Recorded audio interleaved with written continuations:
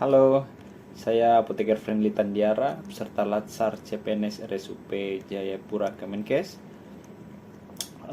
Saat ini saya akan menyampaikan jurnal terkait kegiatan kami hari ini.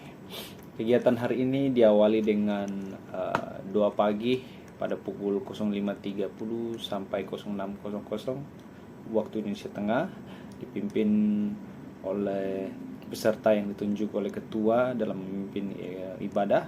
Kemudian dilanjutkan dengan apel pagi pada pukul 7.30 sampai 7.45 dipimpin oleh ketua kelas.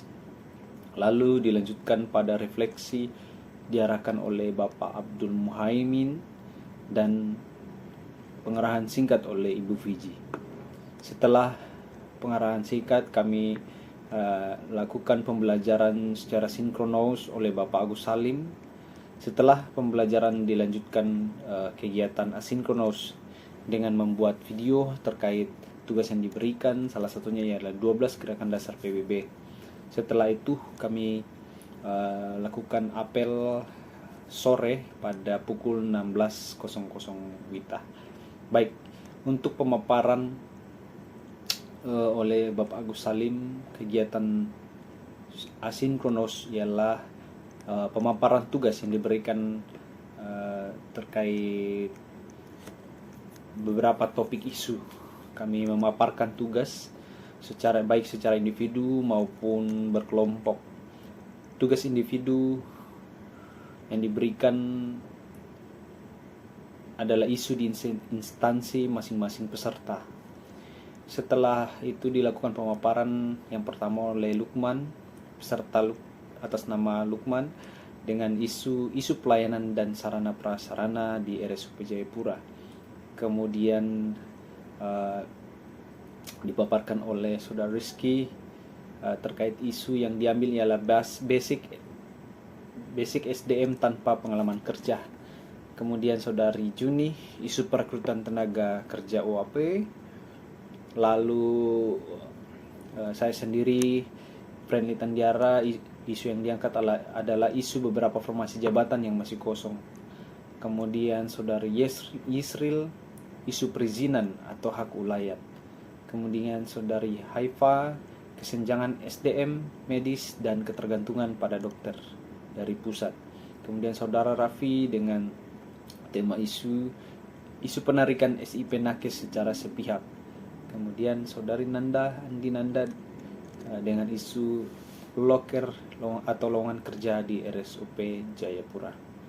Lalu berikutnya dari RSUP Dr. Wahidin Sudiro Husodo, Saudari Devi Permatasari mengangkat isu ketidakefisienan proses flebotomi. Kemudian Saudari Sisilia, isu pelanggaran etika, kedisiplinan tenaga medis, komunikasi terhadap pasien. Kemudian setelah itu kami memaparkan, kemudian ada feedback atau sesi diskusi di situ. Setelah melaksanakan itu, kemudian kami memaparkan juga tugas kelompok yang diberikan.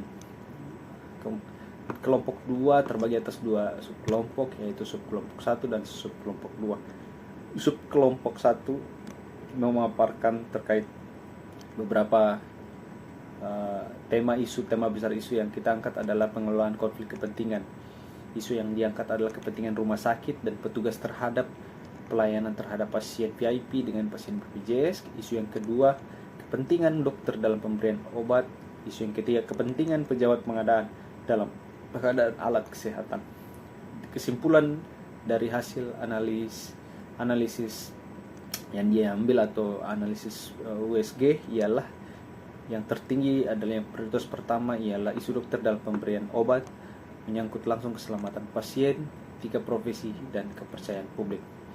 Kemudian tugas kelompok 2 subkelompok 2 mengangkat isu terkait dengan rendahnya cakupan imunisasi dasar lengkap di Indonesia. Nah, kerangka yang analisis yang diambil adalah kerangka USG atau Urgency, Seriousness, and Growth.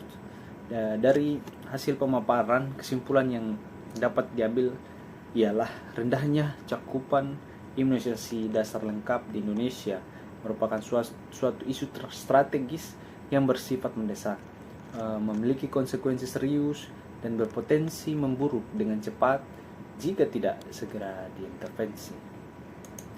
Setelah itu merupakan tugas kelompok yang kami paparkan, dan setelah kita memaparkan tugas kelompok, kita lanjutkan dengan pengarahan yang diberikan oleh Bapak Gus Salim terkait tugas-tugas yang diberikan. Itu aja pengarahan singkat atau jurnal hari ini. Sekian dan terima kasih.